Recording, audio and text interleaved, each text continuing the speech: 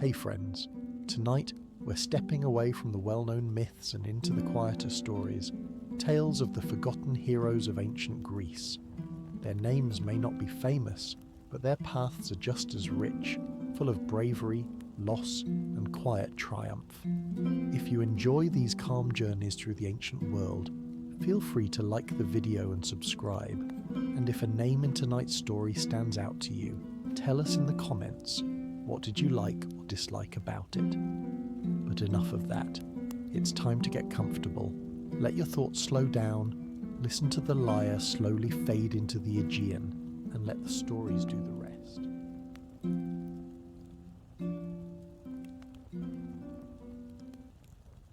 In the world of Greek heroes, where every warrior seemed to be born with either a magic sword or divine parentage, Ajax the Greater was like the bouncer at the door to heroism. He wasn't just big, he was huge. You know the type of guy who walks into a room and people stop mid-conversation just to say, "Whoa, did a mountain just walk in?" That was Ajax.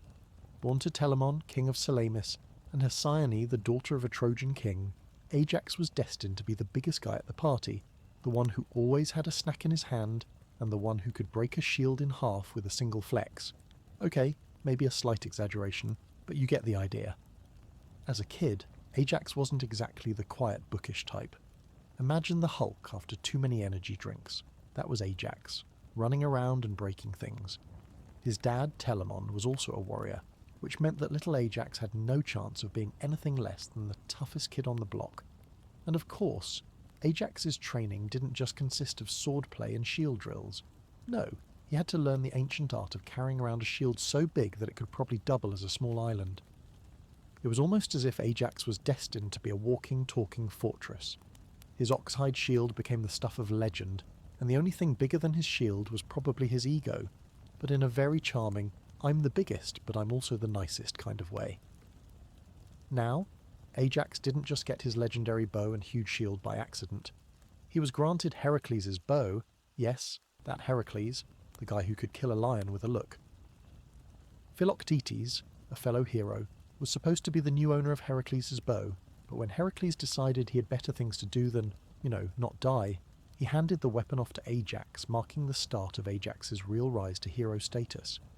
His bow wasn't just any bow, it was divinely crafted, and probably had more power than most gods themselves. But Ajax, he just thought, yeah, seems like a pretty solid addition to my already ridiculous arsenal.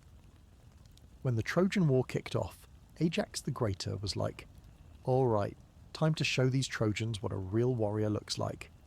He wasn't just showing up to fight, he was showing up to dominate.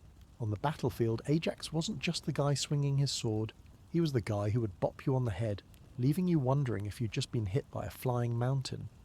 His shield was so big it practically had its own zip code, and the mere sight of it caused Trojan soldiers to drop their weapons in sheer awe. In fact, Ajax could have probably won the war by simply standing still, his shield blocking all the Trojan arrows while he casually took a nap. As a hero, Ajax was the no-nonsense type. There were other heroes who were all about their fancy speeches or playing the godly charm game, but Ajax, he just showed up, swung his big sword and said, let's get this over with. His philosophy was simple. If you wanted to defeat a Trojan, you hit them until they couldn't stand up anymore, and that's exactly what Ajax the Greater did.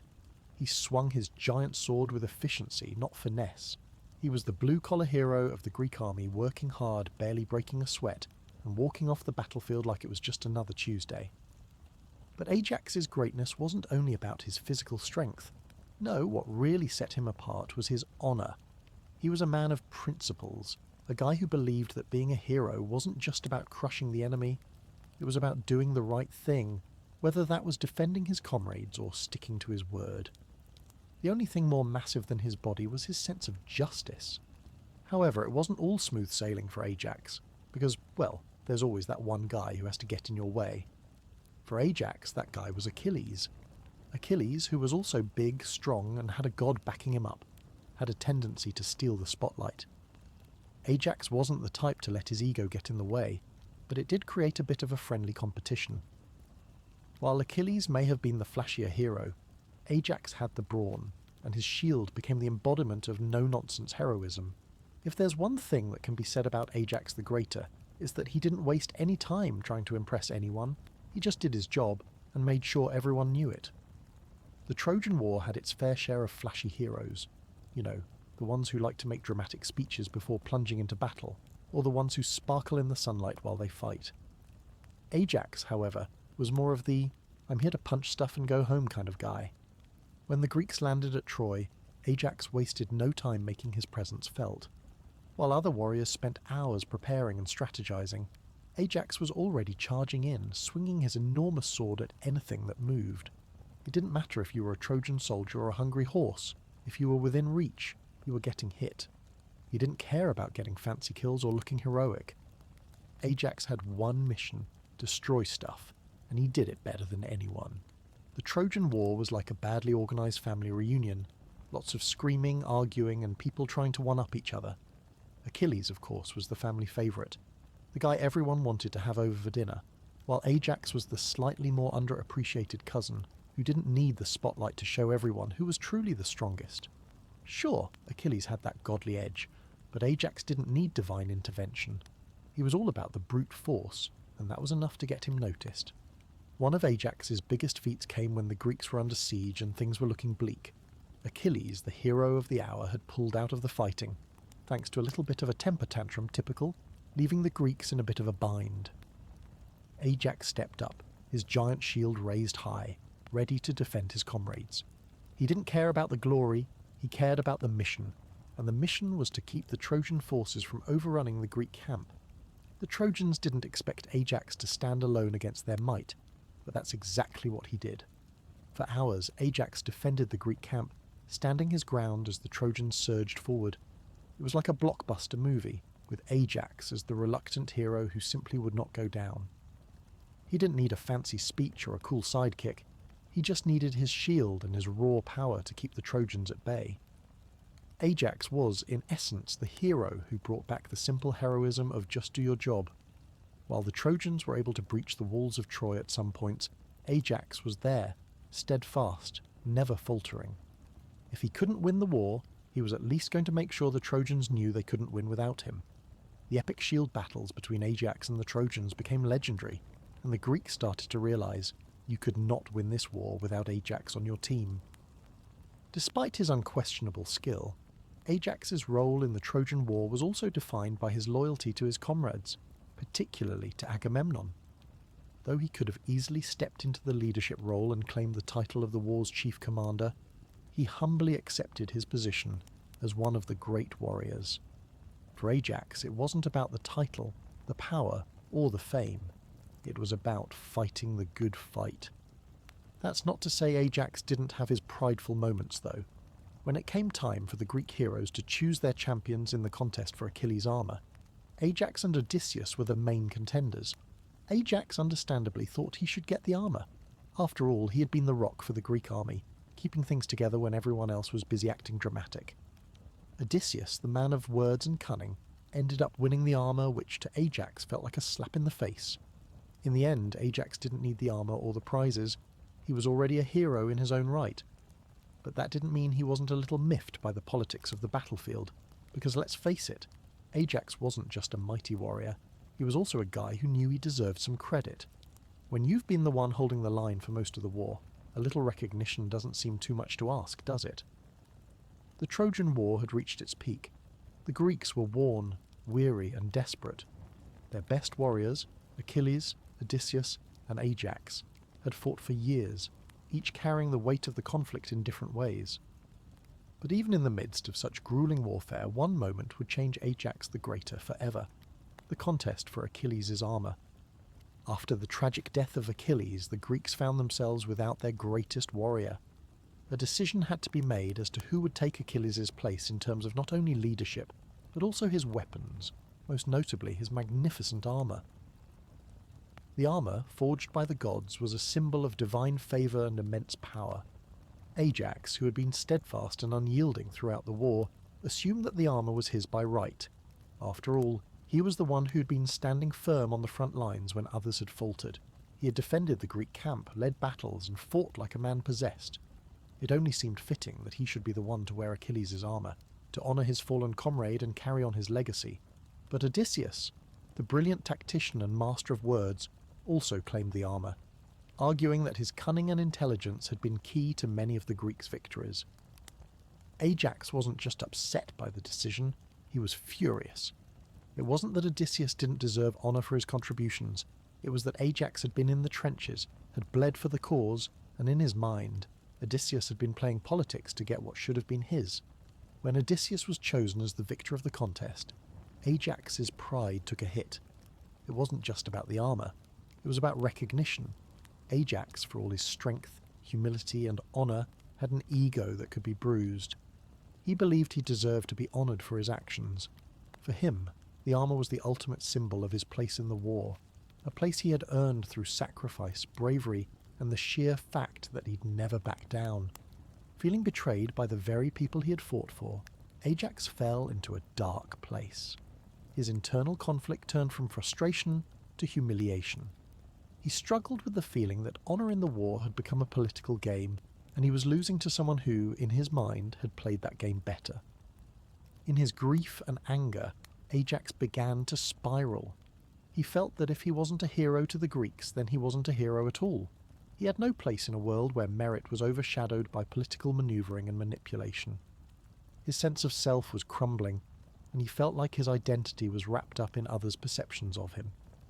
In a desperate moment, Ajax retreated from the Greek camp, driven by thoughts of vengeance and revenge against those who had wronged him. He became disillusioned with the war, feeling that it no longer held the same purpose for him.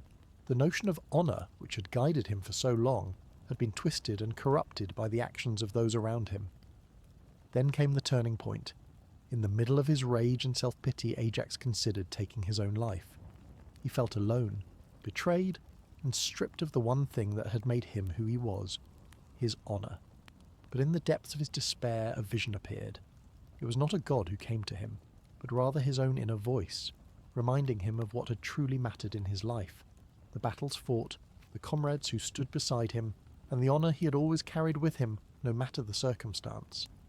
As he stood on the edge of despair, Ajax realised that true heroism didn't come from external recognition or rewards. It wasn't about the armour, the glory, or the fame. It was about the choices you made and the integrity you carried in your soul. The armour wasn't going to change who he was. What mattered was that Ajax had always been a hero in his own right. He had fought for the right reasons, had defended the Greek cause, and had done it all with honour, even if no one else could see it. But in his final act of defiance against his pain, Ajax did something that not only changed his fate, but that of the Greeks as well.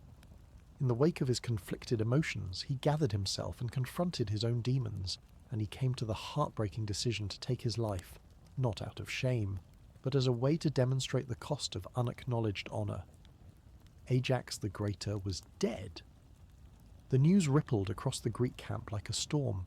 The soldiers, the leaders, and even the gods, who had always seen Ajax as a giant among men, were shaken by the sudden and tragic loss. His death was a staggering blow, not just because of the loss of a great warrior, but because it represented the soul-crushing reality of war, where even the mightiest heroes could be undone not just by the sword, but by pride, betrayal, and internal conflict. In the Greek army, Ajax was a symbol of unwavering loyalty and strength.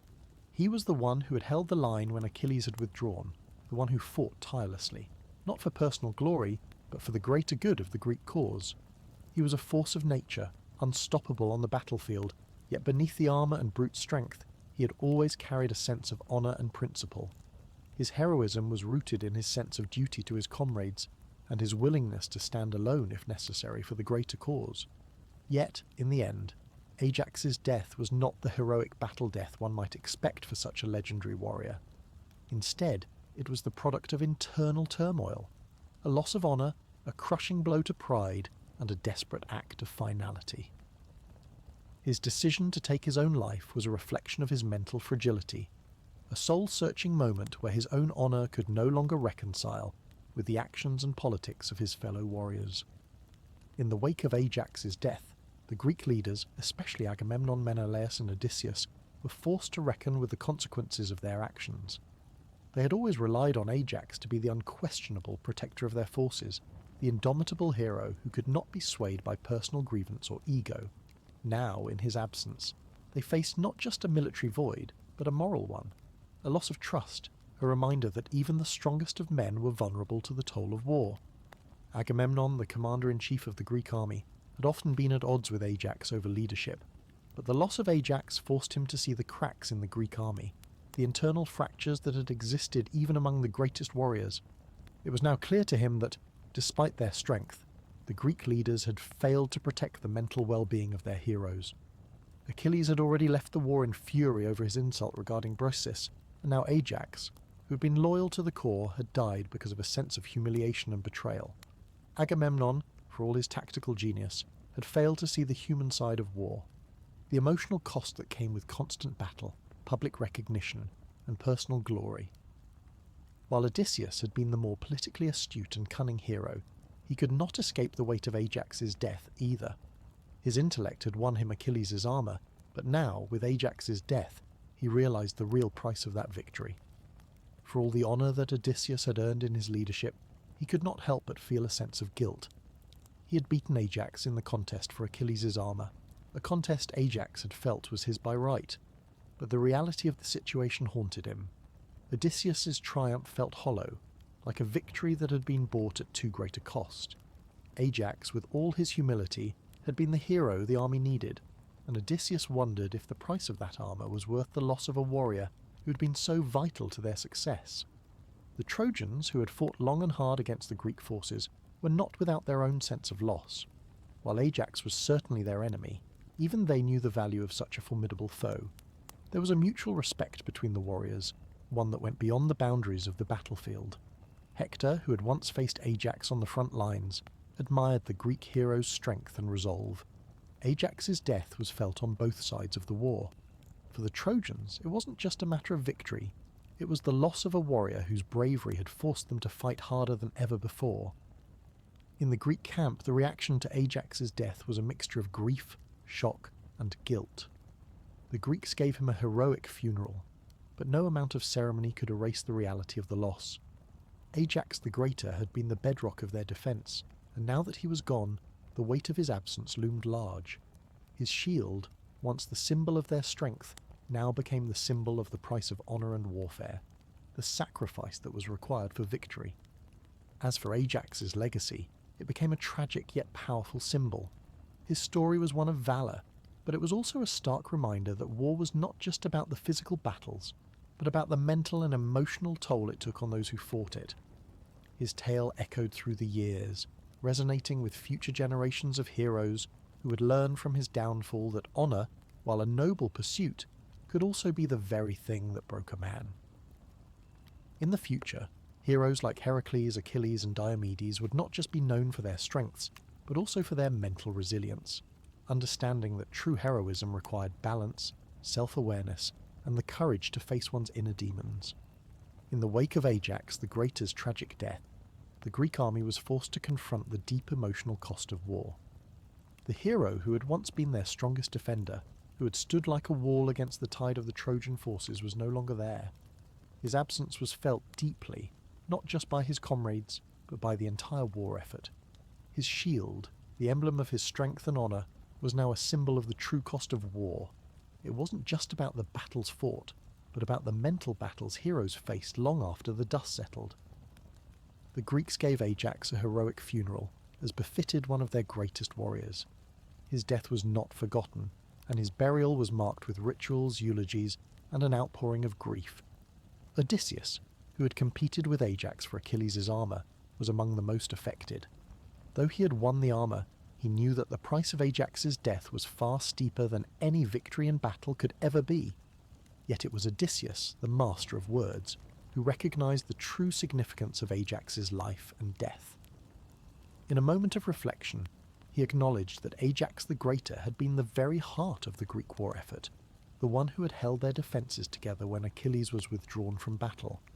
Odysseus saw that Ajax's story was a lesson, that heroism wasn't just about strength, glory, or the ability to fight.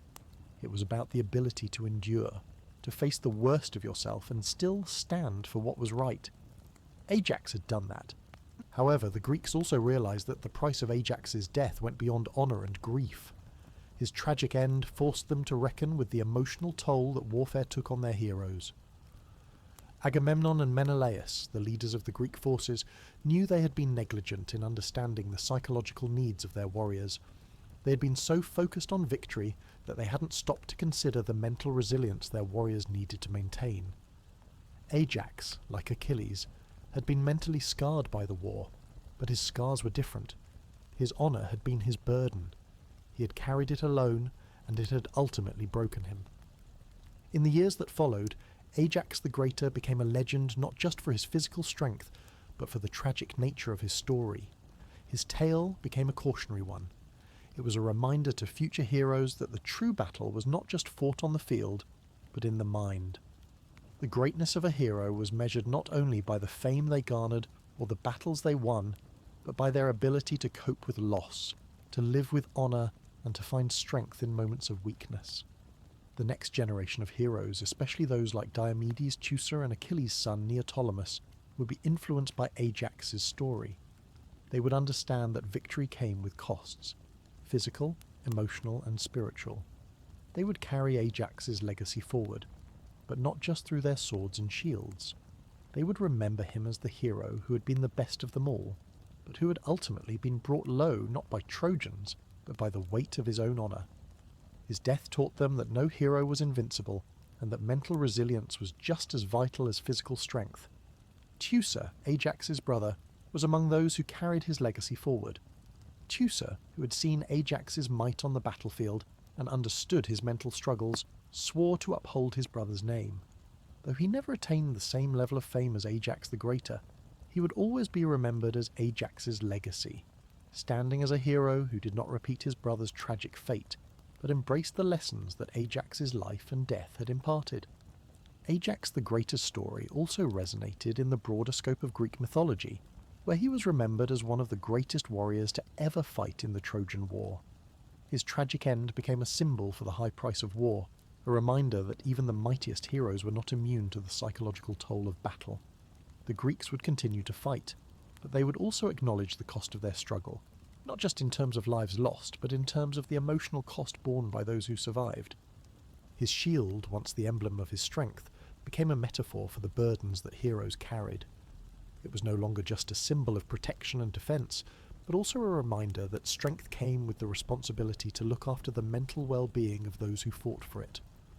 Ajax's death forced a change in how the Greeks viewed their warriors, not just as tools of war, but as individuals with their own struggles, needs, and traumas. If you ever needed a hero to literally sweep you off your feet, Calais would be your guy. Why? Because he was one half of the winged duo known as the Boreads, the sons of Boreas, the North Wind. And when you're born with the ability to fly, that sort of makes you an instant legend. Calais, along with his twin brother Zetes, had wings that could rival the best of the gods. While some heroes had superhuman strength or divine weapons, Calais had wings that could soar across the heavens, allowing him to fly faster than any mortal man, glide through the air with ease, and outrun even the quickest of chariots. Talk about making a grand entrance.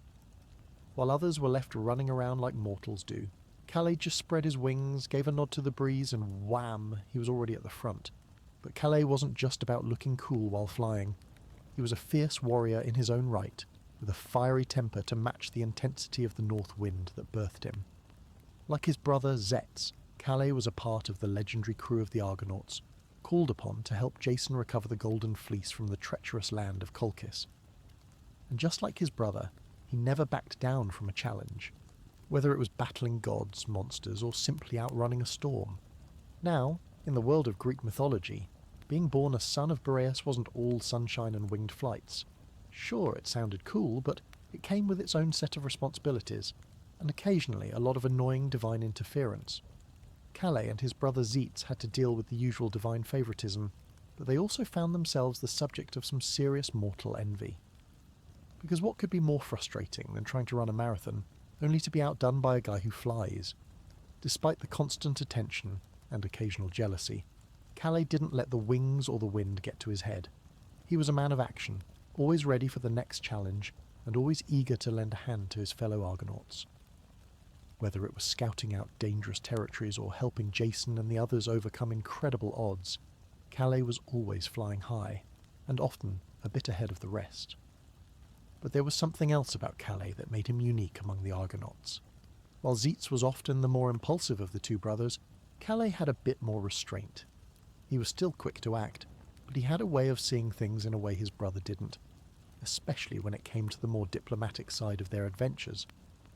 While his brother might have just charged in with blazing speed, Calais was often the one to think through their next move, just fast enough to make a difference, but not so fast that he missed the bigger picture. This balance between speed and thought made Calais a unique asset to the team. Though he shared the same divine heritage as Zetz, Calais was more than just the winged warrior. He was a strategist, someone who could rise above the chaos of battle and see what others could not. The two brothers complemented each other perfectly, and together they were a force to be reckoned with in the world of Greek heroes. So when Jason called on the greatest warriors and heroes of Greece to join him in the quest for the Golden Fleece, Calais was more than ready to take to the skies once more, this time with the fate of an entire mission on his wings. From the moment Calais and his brother Zeitz joined the Argonauts, it was clear that their presence would change the course of the quest. While the Argonauts were already a group of impressive heroes, including figures like Heracles, Orpheus and Jason, the addition of two winged warriors took things to another level. With the ability to fly, Calais had a distinct advantage over any obstacles that required speed and agility, and he quickly became one of the most vital members of the team. But Calais wasn't just about soaring above the competition. His flying abilities allowed him to scout ahead, bypass obstacles, and, on occasion, engage in combat in ways that others couldn't. While Zeitz would often rush in with his typical fiery enthusiasm, Calais approached each situation with a bit more patience. This balance of speed and strategy made him the perfect complement to his brother, and the two of them worked seamlessly as a team. Calais, despite his tendency to fly into action, was much more calculated than his impulsive brother. One of the Argonauts' first major challenges came when they encountered the clashing rocks, or the Symplegades, which were two massive rocks that collided together whenever a ship tried to pass between them. Zeitz, ever the daring one, suggested they simply fly through the gap, confident that his speed would let him pass through before the rocks could crush the ship. Calais, however, suggested they wait for a moment when the rocks were about to separate and then move forward as quickly as possible, using the team's collective momentum to get through. Thanks to Calais' foresight and his brother's speed, the Argonauts managed to sail safely between the clashing rocks, and the team was able to avoid the disaster that would have resulted from rushing into the fray too quickly. This careful planning and cooperation, with Calais as the strategic thinker and Zeitz as the quick executor, became their hallmark throughout the journey. Their synergy demonstrated that quick action needed to be paired with thoughtful execution in order to ensure success. As the crew continued on their journey, Calais played an instrumental role in many other pivotal moments. His ability to soar high above the group allowed him to spot dangers from afar, whether they were monsters, divine traps, or hidden paths. There was one memorable incident when the Argonauts encountered a group of sirens whose haunting song had claimed the lives of many sailors. While most of the heroes were already prepared to block out the sound of the sirens with earplugs or other methods, Calais took a different approach. He soared above the rocks and tuned his ears to the wind, where he could hear the siren's song without it affecting him.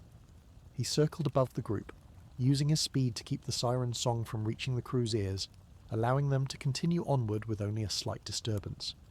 It was a clever use of his abilities, and a testament to how Calais' gift wasn't just about flying fast. It was about knowing when and how to use his talents in ways that others hadn't considered. But perhaps Calais' most crucial moment in the Argonauts came when the team reached the land of Colchis, where the Golden Fleece was guarded by both monsters and divine forces. While Jason and Medea worked on a strategy to claim the fleece, Calais and Zeitz became instrumental in helping the team navigate through the treacherous paths that led to the dragon guarding the fleece. Calais' ability to fly allowed him to avoid many of the traps and dangers on the ground, scouting ahead and providing valuable information to the rest of the team. When the time came to retrieve the Golden Fleece, it was Calais' wings that allowed him to get past the dragon, creating the perfect distraction while Jason moved in for the fleece. With a few well-timed aerial maneuvers, Calais was able to lead the dragon away from the tree where the Golden Fleece hung, buying the Argonauts just enough time to act. His quick thinking and swift movements helped turn the tide in their favour, and ultimately allowed them to claim the fleece. As the Argonauts' journey neared its climax, and with the golden fleece now in their possession, Calais began to notice a shift in the winds of their quest. While the Argonauts celebrated their success, the challenges of the journey weren't over yet. Their return to Iolcus, the home of Jason, was far from peaceful. Despite the golden prize, there were still dangers that threatened the crew, and Calais, who had always relied on his speed to get ahead of the dangers, was suddenly facing a problem he could not outfly. The gods, ever watchful and ever playful, had decided that the Argonauts had grown too comfortable in their successes. Zeus, in his usual unpredictable way, sent a final trial their way. As the Argonauts sailed home, a divine storm arose, stirred by the whims of Poseidon. The storm, fierce and relentless, tested the Argonauts' resolve and their ability to stay united as a team. Calais, ever the confident speedster, took to the skies with his wings, thinking he could simply outfly the storm. He had faced many dangers before, often swooping through them without a second thought, but this time was different. The storm that raged above was unlike any he had ever faced. It wasn't a monster that could be fought head-on, nor was it a rival that could be outrun. It was a force of nature, a divine challenge that even Calais couldn't fly past. For the first time, he found himself helpless. The wind that was his ally, the same force that had given him wings and speed, was now working against him. He struggled against the tempest, his wings straining to stay aloft, but the storm was too powerful. In a moment of frustration, Calais realized something. No matter how fast he flew, no matter how much he tried to rely on his gift of speed, there were some forces in the world that were simply beyond his control. He couldn't outrun the will of the gods, and he couldn't outfly the storm of fate. As the storm raged, Calais was forced to return to the Argonauts, where they had to work together to navigate the storm. It was only when the group joined forces, using the wisdom of Orpheus, the strategic thinking of Jason, and the courage of Heracles, that they managed to calm the seas and survive the storm. In that moment, Calais realized that while speed and strength had gotten him far, they were not enough to guarantee success. The storm had shown him that there were battles where flying ahead was no longer the solution. Sometimes it took patience, teamwork, and humility to overcome the greatest challenges. His role as a hero had been based on action and quickness, but now Calais understood that heroism was about being adaptable, and knowing when to act and when to rely on others. Zetes, his brother, had already learned this lesson, and now Calais understood that his strength wasn't just in his wings, but in his ability to work with the team and learn when to step back. After the storm of Poseidon, the Argonauts slowly made their way back to Iolcus, their journey now marked by the reality of what they had learned. Calais, who had once relied on his wings and speed to avoid the consequences of his actions, found himself wrestling with his own limitations. The storm had been a wake-up call, a reminder that no matter how gifted one might be, there were forces beyond even the greatest hero's control. Calais had always been impulsive, flying ahead, acting first, and thinking later. His wings had always been his trump card, allowing him to escape danger, scout ahead, and sometimes solve problems before they even arose. But now, with the storm behind them, Calais couldn't help but wonder if his approach had been all wrong. The storm had humbled him, showing him that he couldn't always be the first to act, nor could he always avoid the consequences of his recklessness. As the Argonauts sailed closer to Iolcus, Calais spent many nights at the prow of the ship, staring out at the endless sea. The wind, his old companion, howled softly around him, but now it felt like an old friend whose advice he had ignored. What good were wings if they couldn't help you navigate the storms of life, he thought. On one such night, Jason came to stand beside him. "You've been quiet," Jason remarked, noticing the shift in Calais' usual upbeat demeanour. "Is something bothering you?" Calais didn't answer at first. He stared out at the water, feeling the weight of his own thoughts.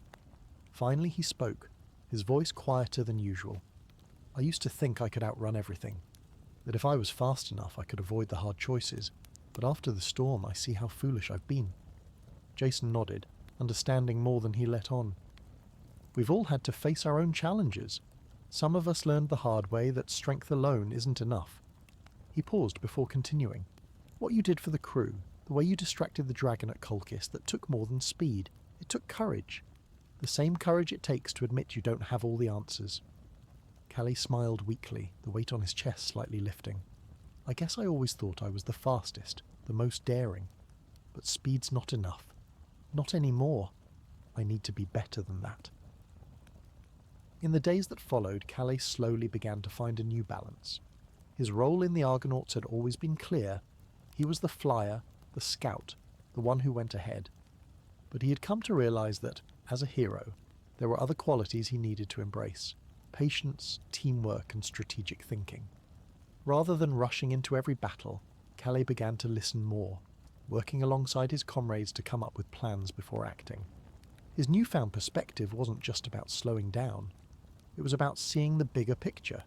He learned to see beyond his own wings, beyond his own abilities, and appreciate the strengths of others. He started looking for ways to contribute more to the group, not just as a fast flyer, but as a team player. It wasn't an easy shift, but with time, Calais found that his greatest strength wasn't in how fast he could fly, it was in how he could adapt to the needs of the team and use his abilities wisely. The Argonauts noticed the change in him.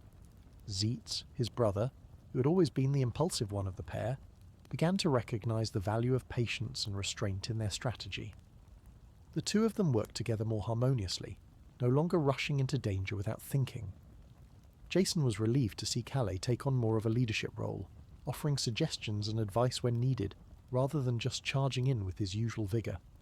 It wasn't long before the Argonauts faced yet another challenge, a final test before their return to Iolcus. They encountered Nereus, the shape-shifting sea god, who had been sent to delay their return. Unlike the many challenges they had already overcome, this one required strategy, something that required more than just brute strength or speed. Calais, now in a place of inner strength, took charge of the situation. Instead of rushing forward as he might have in the past, he worked alongside Jason and the others, using his wings to outmaneuver Nereus and figure out the most effective way to trap him.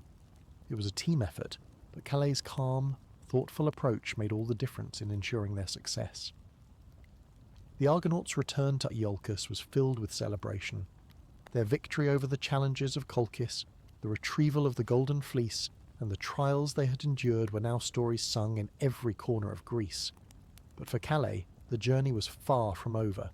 Though the hero's welcome awaited them, he knew that the triumph over the dragon, the harpies, and even the simple Gades had led him to an even greater personal victory. As the ship neared the shores of Iolcus, Calais felt the weight of his internal transformation. It wasn't the golden fleece he had fought for, it was the growth he had experienced in himself. The storms of the journey had not only tested their physical strength, but their resolve, their decisions, and their capacity to change. Zetes, his brother, still maintained that cocky, exuberant energy, but Calais had grown more grounded, calmer. He knew now that he wasn't just one of the winged heroes, he was part of something bigger.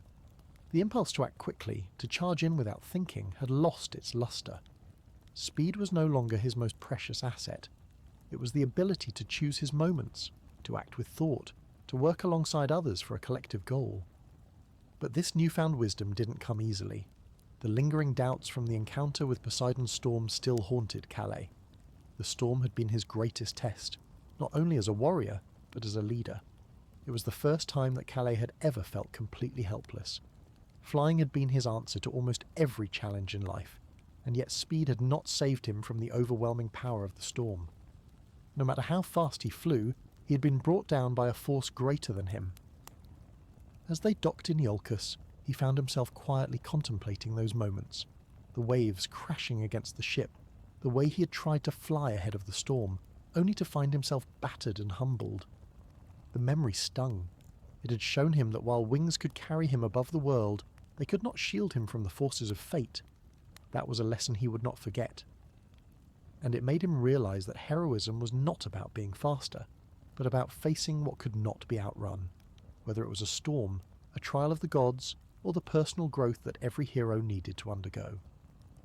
During their final days in Iolcus, as the Argonauts celebrated their victory and began to prepare for their return to normal life, Calais' newfound wisdom began to influence others.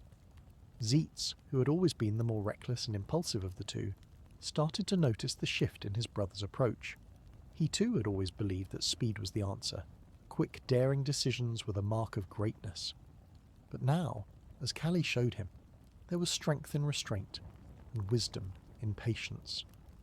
"You know, maybe you were right about all that patient stuff," Zetz admitted, smirking, though there was a hint of respect in his voice. Running ahead might not always be the best option.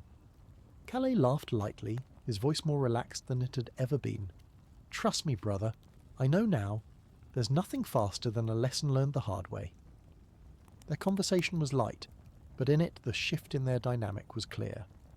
No longer were they just winged warriors. They were now part of a group of heroes who had to balance their own strengths with the strengths of others. Calais' role had changed, not from an impulsive flyer, but to someone who could mentor, guide, and bring balance to the group. It wasn't just Zetz who saw this change. Jason and Medea, who had long relied on the strength of the Argonauts' physical might, began to realize that Calais was not just a fast-moving asset, but an integral part of their team in more than just a physical sense. They had seen him evolve from a hero who raced into action without thinking to one who now paused, assessed, and made decisions with the entire group in mind. "You've grown, Calais," Jason said one evening, his tone more serious than it usually was. "You've learned how to see the bigger picture, and you've helped guide us all." Medea too nodded in agreement. "There's more strength in you now, not just in your wings, but in your wisdom. You've become not just a hero, but a guide to the rest of us." The consequences of Calais' growth weren't immediately obvious to the world. In fact, in the grand mythological tradition, his name wasn't as widely sung as that of Heracles, or Jason, or even Orpheus. But for those who had travelled with him, for those who had seen his journey of self-discovery, Calais' transformation was one of the most important of all. His legacy became one of adaptability, humility, and the understanding that true heroism was not about being the fastest or the strongest, but about knowing when to act, when to lead, and when to step back. As the years passed, stories of Calais were passed down, often with less fanfare than other heroes, but always with an underlying theme, that heroism was about more than just physical strength. It was about the strength of character, the ability to grow, to learn, and to use one's gifts for the good of the team. Calais, as part of the Boreds, was gifted with wings, but it was his ability to adapt and to grow that made him one of the greatest heroes of his time. The return to Iolcus was bittersweet for the Argonauts. They had accomplished the impossible. They had retrieved the Golden Fleece and survived the most treacherous trials. Songs were sung and heroes were celebrated, but behind the revelry, the journey had left its mark on each of them. For Calais, the greatest reward was not the fleece, but the wisdom he had gained along the way.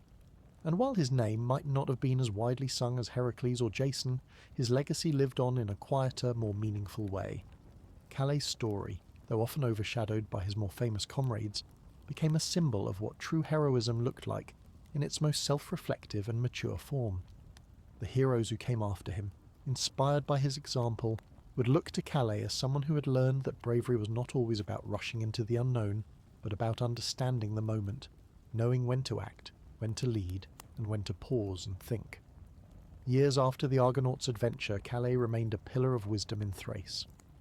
In the quiet of his homeland, the winged hero who had once been known for his impetuousness became known for his leadership.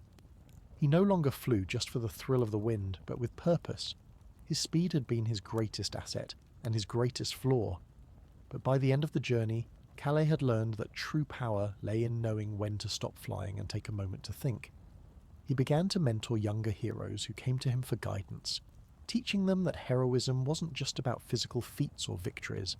It was about personal growth and adapting to challenges. Calais' lessons were more than just practical advice about battle strategy. They were about understanding that true heroism came from growth, from learning from one's mistakes and not rushing headlong into every decision. He taught them that every hero, no matter how gifted, would encounter obstacles they couldn't fly over, storms they couldn't outrun, and trials they couldn't solve alone. The younger generation of heroes would later refer to Calais not just as a legendary warrior, but as a mentor, the hero who showed them how to balance strength with patience. His story, passed down through the generations, wasn't just about the Golden Fleece or the monsters he helped defeat. It was about the wisdom and courage required to face one's own limits and still keep moving forward. Even the gods who had watched Calais grow recognized his transformation. Zeus, who had seen so many mortals rise and fall, noticed that Calais had changed the way heroes should be remembered. While many of the gods revelled in their power and strength, Calais had shown that the true measure of a hero wasn't in the battles won or the trophies claimed.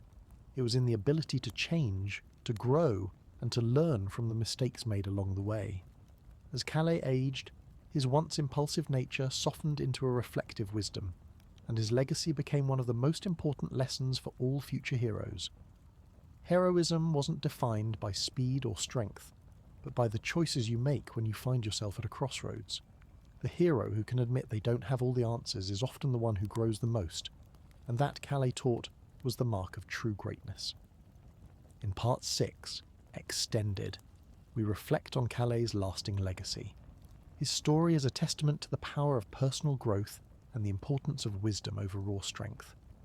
After the Golden Fleece quest, Calais becomes a mentor to future heroes, teaching them that heroism is not about how fast you can act, but about how well you can adapt, learn, and grow. He leaves behind a legacy not of fame and grand victories, but of a hero who came to understand that true strength lies in character and the willingness to learn from the journey. His impact extends beyond his lifetime, influencing the next generation of heroes who will come to understand that the path to greatness is not a straight line, but one that requires patience, thoughtfulness, and the ability to change. As Calais' story passed into legend, his tale was often told in hushed tones, not for the glory of his speed or his victories, but for the wisdom he imparted to future generations of heroes. The Argonauts had brought back the Golden Fleece, but Calais returned with something far more lasting, a sense of understanding, growth, and the realization that true heroism lay not in the glory of battle, but in the choices one made when faced with obstacles, both external and internal. Calais' story became a key example of how self-reflection and personal growth were just as important as fighting monsters or claiming divine prizes. In many ways, his evolution from a reckless, impulsive hero to a strategic, thoughtful leader became an archetype that many of Greece's greatest heroes would try to follow. Heracles, Theseus, and even Odysseus, while celebrated for their strength and cunning, would all face moments where they too would be tested not by their might, but by their ability to learn from their trials. Calais' legacy, in particular, had a profound impact on the younger generation of heroes who would follow in the Argonauts' footsteps.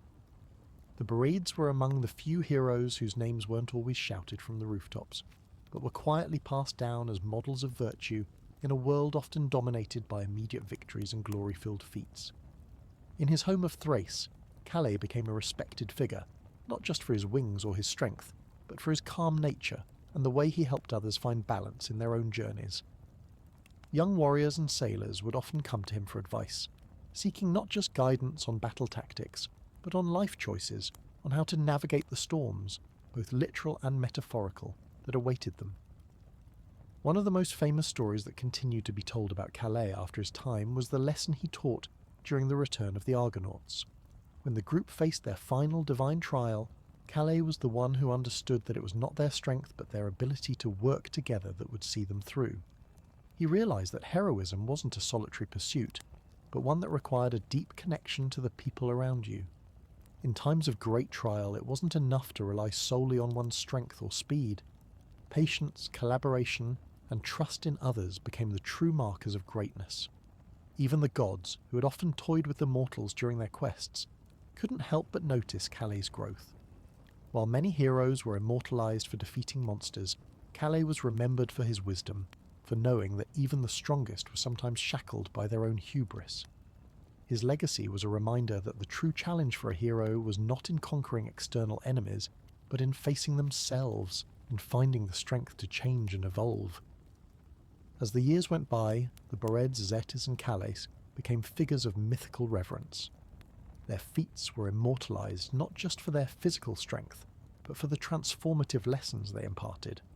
They were often cited as examples of how personal growth was just as important as physical prowess in the making of a true hero. Calais, with his humility and self-awareness, became a symbol of the idea that heroes weren't born. They were made through hard work, reflection, and the constant pursuit of becoming better. The wings of Calais, once a symbol of unmatched speed, now represented something more significant. The freedom that came with knowing when to soar and when to rest, when to act and when to reflect. His wings were no longer just a tool for swift travel. They had become a symbol of personal flight, of rising above challenges, and of seeing the world with new eyes, the eyes of someone who had learned the importance of patience and understanding. In the land of Argos, there were many heroes with extraordinary talents. Some had the strength of lions, others had the brains of, well, Odysseus, who could outwit the gods before breakfast. But then there was Lynceus, whose special gift was one that could make even the gods raise an eyebrow.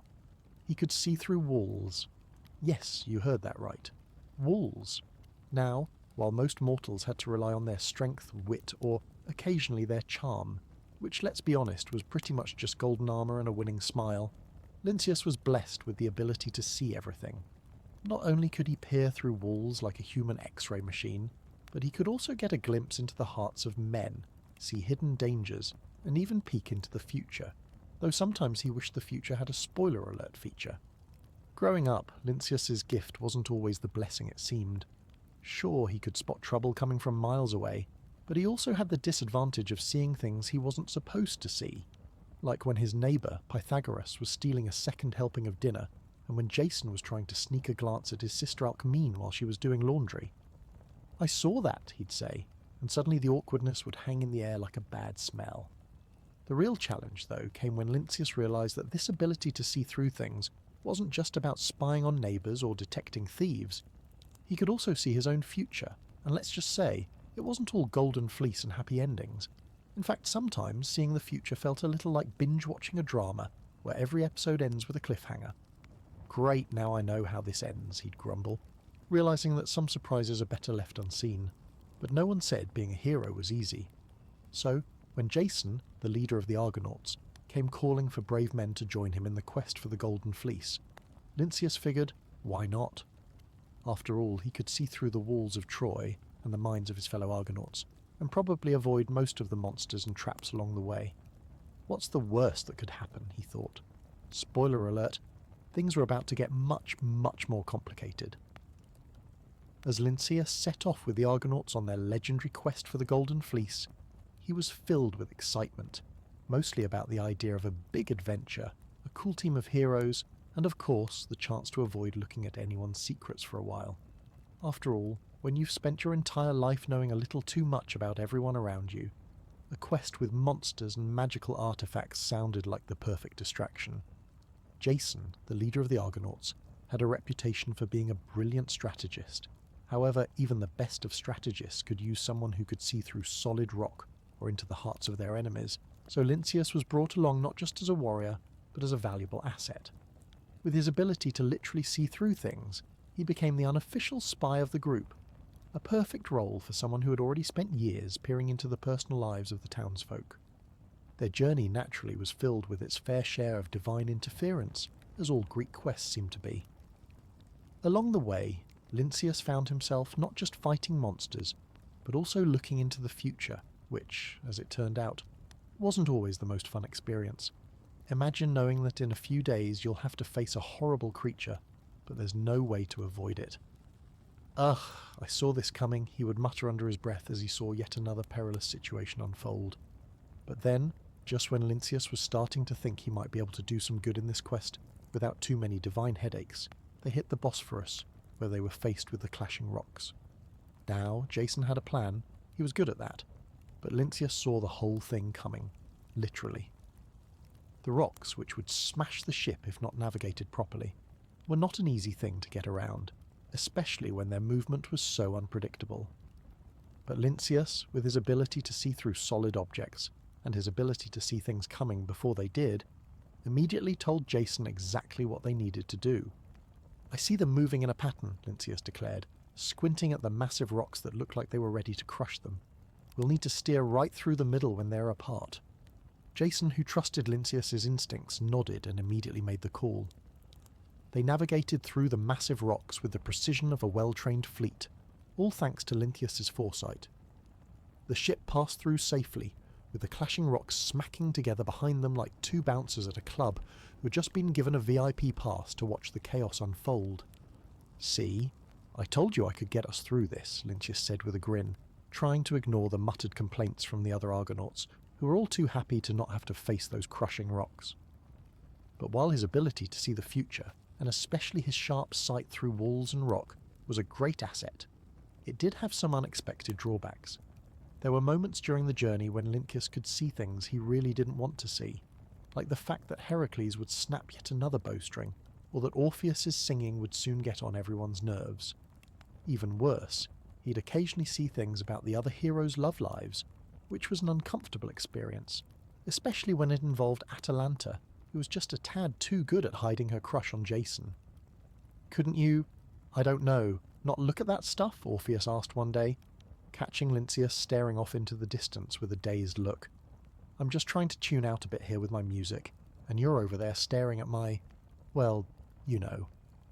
"I can't help it," Lynceus sighed. "I was just born this way, all right? I can't unsee things." Despite these awkward moments, Lynceus's ability to help navigate the journey, whether through predicting dangers or keeping an eye on the changing tides of fate, proved essential. It wasn't long before Jason came to realize that he had more than just a skilled fighter in Lynceus. He had an invaluable ally who could foresee the obstacles ahead. That wasn't to say the journey was without its challenges, but with Lynceus on the team, the Argonauts were certainly better equipped to face them. By the time the Argonauts had reached the land of Colchis, where the Golden Fleece was said to be guarded by fierce creatures and gods, Lynceus had become an invaluable part of the team. He had helped navigate past countless dangers, avoided deadly traps, and offered wisdom that only someone with his unique abilities could provide. But as the quest grew more perilous, Lynceus found that his gift wasn't always as much of an advantage as he thought. The more he could see, the more he realized how much he couldn't control. The gods, ever fickle and always meddling, began to play their part in this chapter of the Argonauts' adventure. Aphrodite, for example, decided that she had a little too much free time on her hands and took it upon herself to test the strength of the heroes' relationships, especially Jason's and Medea's.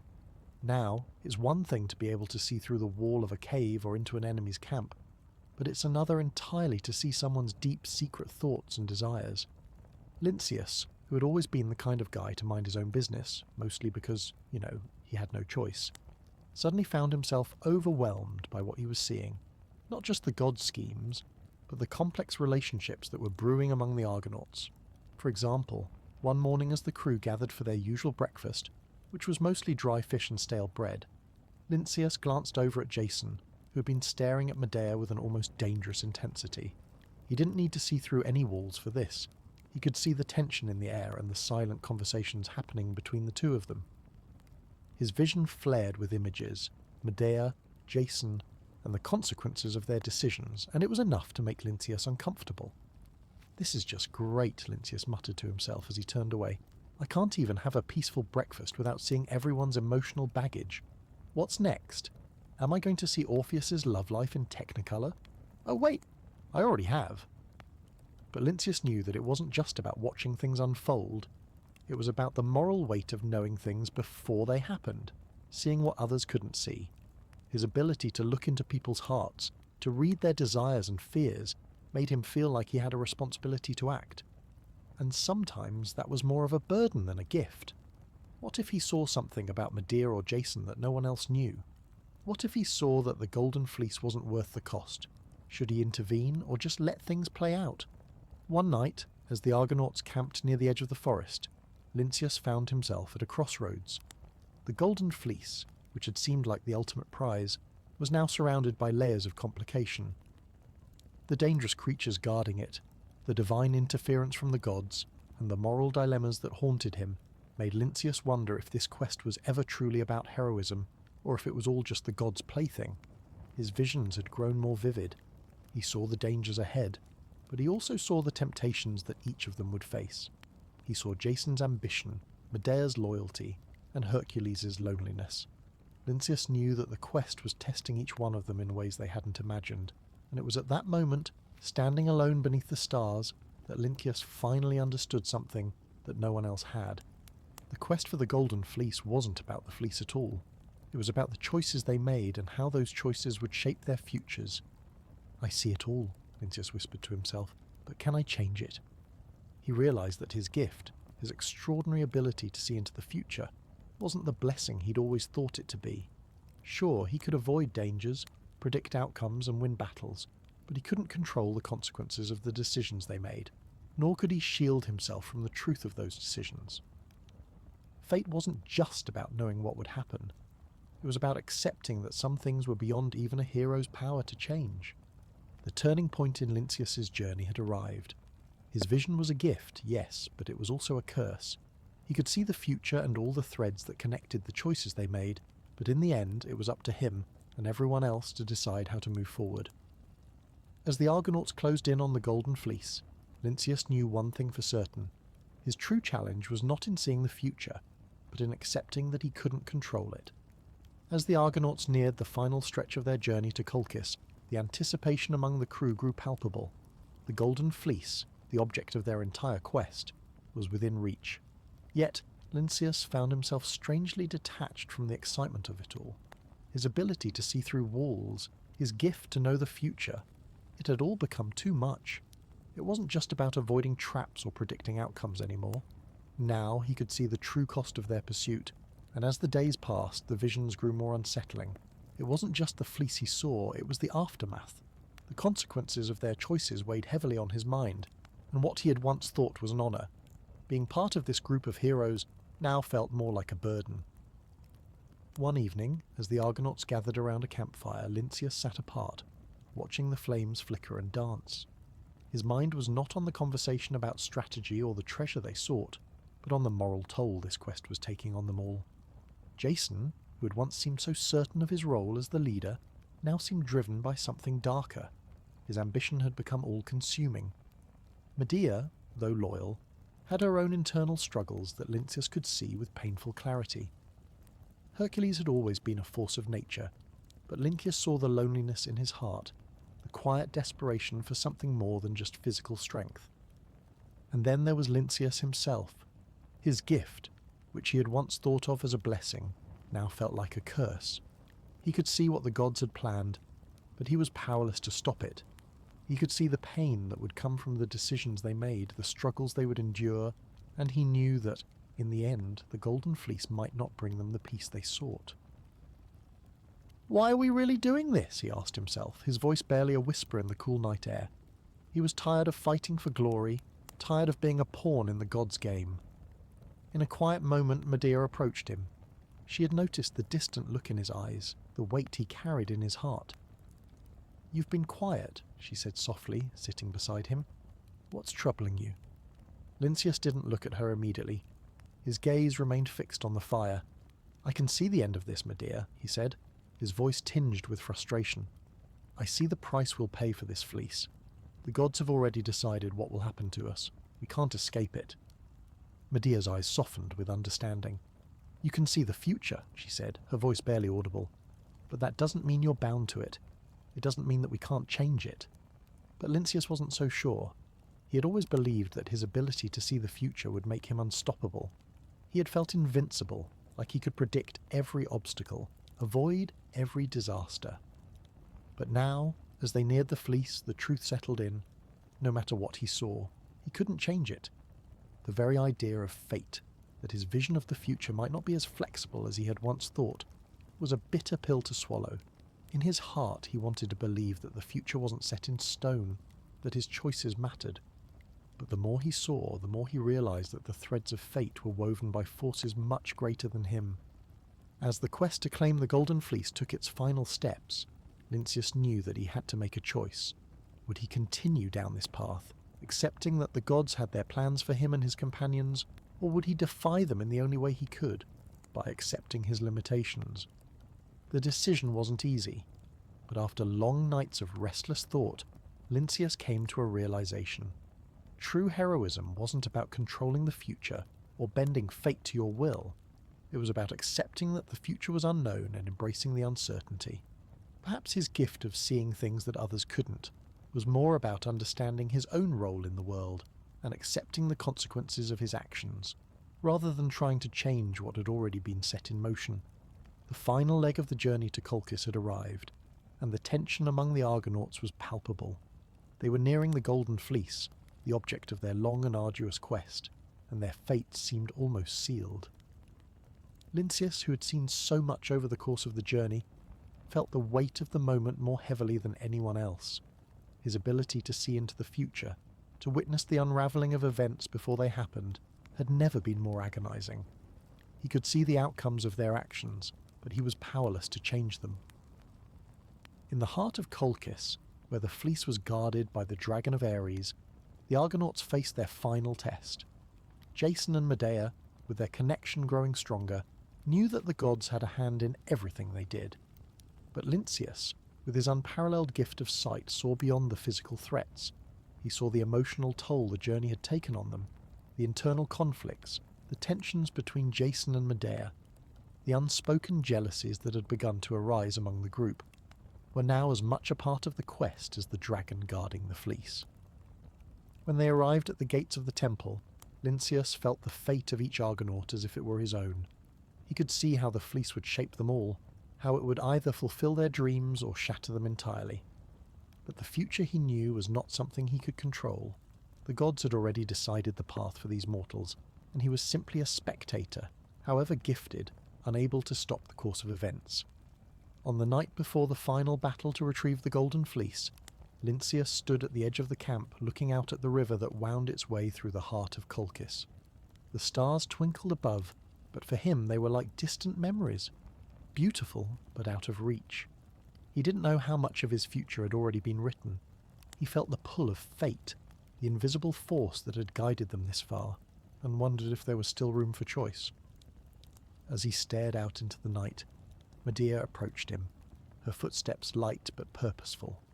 "You've been quiet," she said softly, her eyes filled with a quiet understanding of what Lynceus was feeling. She could sense his internal conflict, his frustration with his own abilities, and his weariness from constantly knowing what was coming. "I see it all, Medea," Lynceus replied, turning toward her. "I see the danger. I see the choices we're making, but it doesn't matter. The gods have already written it. We're just playing our parts." He paused, his voice heavy with the burden of knowledge. "I can't change what's already been decided, but I'll do my part." Medea's gaze softened. "None of us can change the gods, but that doesn't mean we don't have choices. You don't have to let your gift define you, Lynceus. You can still act, even if the future is already laid out before you. We're not bound by the gods unless we choose to be." Her words hung in the air like a lifeline, pulling him back from the edge of his own despair. He could see the future, but she was right. He didn't have to let it trap him. The power of his sight could guide them, but it did not have to control him. It was in this moment that Lynceus made his decision. He would no longer be a passive spectator to his fate. He would embrace his role in the story, not as a man who could predict the future, but as a man who could shape his own choices even within the constraints of destiny. The next day, the Argonauts marched toward the Temple of Ares, the final confrontation with the dragon and the Golden Fleece awaiting them. Lynceus, with his new understanding, moved with a sense of resolve. He knew that whatever happened, whether they succeeded or failed, the quest for the fleece was not the end of their journey. It was a stepping stone, and he would face whatever came with courage. Jason, Medea, Heracles, Orpheus, and the rest of the Argonauts braced for battle. As Lynceus stood among them, he could see the threads of fate weave their way through the group, but this time he no longer feared what was to come. They were all bound together, and together they would face whatever the gods had in store. In the end, it was Medea who used her magic to subdue the dragon, and it was Jason who claimed the Golden Fleece. But Lynceus, for his part, had played his role, guiding the team through the temple's traps, offering wisdom when it was needed most, and standing firm as a reminder that sometimes the journey mattered more than the destination. When the Argonauts finally returned from their arduous quest for the Golden Fleece, they were hailed as heroes. Songs were written, tales were told, and the fleece was paraded as the symbol of their collective triumph. Jason, though weary from the journey, stood as the leader of the greatest band of heroes Greece had ever seen, and Medea, by his side, became a legend in her own right. Yet for Lynceus, whose gift of foresight had been both a blessing and a curse, the journey had left a deeper mark than just the physical scars of battle. In many ways, Lynceus's greatest victory was not the Golden Fleece itself, nor his role in helping the Argonauts achieve their goal. It was the quiet realization that his true strength was not in his ability to see through walls or glimpse into the future. It was in his ability to accept his limitations and choose how to act within the constraints of fate. He had long been haunted by the thought that if he could see the future, he should be able to control it. But over time, Lynceus learned that even the most gifted heroes had to accept that some things were beyond their grasp. As the Argonauts celebrated their return, Lynceus couldn't fully join in the jubilation. He was happy to see his comrades succeed, but the questions that had haunted him throughout the journey lingered. Was he truly a hero? What had he really accomplished beyond simply knowing what was going to happen? His gift had been invaluable, but at times it felt more like a prison than a power. The truth he realized was that no hero could escape fate, no matter how much they could see it coming. Even the gods could not change their own fate, much less the future of mortals. When the heroes of the quest parted ways, Lynceus returned to Argos, his home, carrying with him the weight of his knowledge and his gift. The people there had once looked at him as a hero, but now, as time passed, Lynceus found that he could not escape the sense that he was forever haunted by the truths he had seen. His relationships with his fellow mortals became strained. How could he connect with them when he saw their deepest secrets? And even more painful was the distance between him and Marpessa, whom he had once fought so hard to win and keep. Though they had shared a love, it was difficult for him to share anything else with her, knowing what he knew. The burden of his gift was too great, and it began to weigh on their relationship, leaving them both emotionally distant. But Lynceus did not let the burden of his gift break him. His legacy, as it would turn out, was more about his acceptance of fate than his ability to change it. He lived the rest of his life as a reminder to the heroes who would follow that no matter how much you can see, no matter how much you know, true heroism comes from acting with courage in the face of uncertainty, knowing that not everything is within your control. In the end, Lynceus' story was not one of great glory, but rather a story of quiet wisdom. He became a figure remembered for his self-awareness, a hero who had the power to see the future, but who chose to live with humility and accept his limitations. His name would not be sung by bards with the same fervour as Heracles or Achilles, but in the hearts of those who knew him, his story carried the truth that heroes are not defined by their ability to conquer fate, but by how they face it, even when they see the storm coming. After the legendary quest for the Golden Fleece had ended, the heroes of the Argonauts went their separate ways, each with their own share of glory or regret. Some would die young, others would achieve greatness beyond the shores of Greece, and some, like Lynceus, would fade into myth, remembered not for their physical feats, but for their unique place in the great tapestry of Greek legend. Lynceus' story was not one of grand battles or divine victories. He did not return from the quest with trophies or accolades. Instead, his legacy was shaped by the quiet lessons he learned along the way. He was not remembered for defeating gods or monsters, but for how he learned to navigate the immense burden of his ability, the gift that allowed him to see what others could not. It was a gift that made him invaluable to the Argonauts, but also one that isolated him, for how could he ever truly be understood by those around him? Lynceus' vision, both literal and metaphorical, revealed more than any man should ever have to see. But it wasn't just the burden of his powers that shaped his legacy. It was his growth as a person. He started his journey thinking that knowing the future would make him invincible, but he ended it realizing that the true measure of a hero wasn't about controlling fate. It was about accepting it. Lynceus became a figure who understood that no matter how much you could foresee, you could never control the outcome. His decision to accept the limits of his abilities, to stop trying to control his fate, is what ultimately elevated his story to one of wisdom rather than sheer adventure. The Argonauts, as a group, were remembered for their bravery, for overcoming the trial set before them by both mortals and gods. Yet, Lynceus' place in their story was more quiet, more introspective. His greatest contribution wasn't in the way he fought or the number of enemies he felled, but in the way he served as a mirror to the other heroes, showing them that strength alone wouldn't define them, but rather how they dealt with the uncertainty that awaited them at every turn. Medea, who had seen so much of Lynceus' struggles, often thought of him in the years after the quest had ended. In her quiet moments, when she reflected on the challenges of her own fate, she remembered how Lynceus had struggled with his own knowledge of the future, how his gift had both burdened and protected him. She understood, perhaps more than anyone, the weight of knowing too much, and how it could distort a person's sense of self. Lynceus' acceptance of the limitations of his gift became an example to her, and in some ways, It helped her find peace with her own role in the gods' endless games. In Messenia, where Lynceus had once been celebrated as the son of a noble house, the people continued to tell stories of the mighty Argonauts. Lynceus's name was mentioned among those of the great warriors, but he was not spoken of with the same fanfare as Jason or Heracles. Rather, he was remembered as a man of insight, whose true heroism lay not in his physical feats, but in his wisdom. The wisdom to understand that knowing the future was not the same as controlling it. His gift, which had once been a source of pride and strength, became a symbol of the humility that all heroes, mortal or divine, must come to understand. In the annals of Greek mythology, where heroes' stories are often told in bold strokes of valour, Lynceus's tale stands as a quiet testament to the power of acceptance. His strength was never in his ability to predict the future, but in his ability to face it with the understanding that no matter how hard he tried, he could never change what was already meant to be. As for the Golden Fleece, it remained a symbol of divine will, a reminder that even the greatest heroes are merely pawns in the gods' eternal games. Yet, the heroes who sought it out, like Lynceus, left behind their own stories, filled with moments of pride and humility. For some, like Jason, the fleece was a symbol of triumph. For others, like Lynceus, it became a symbol of the acceptance of things beyond one's control.